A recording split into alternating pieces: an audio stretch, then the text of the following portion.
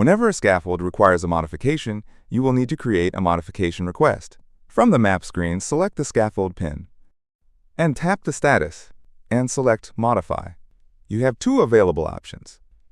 This opens the Request Details screen, allowing the requester to specify the changes that need to be made to the scaffold and creates this as a new request.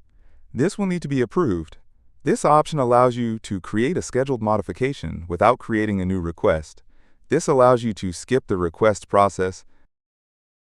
Tap on Scheduled Modification and tap the tick icon. This will launch the activity screen. Here you can make changes such as adding the need date by tapping on the Date section, and then navigate to the required date.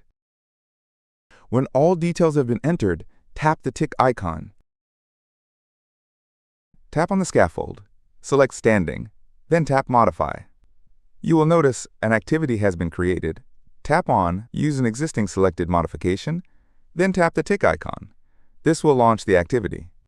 Make any changes and tap the tick icon. The scaffold status will change to Modification in Progress.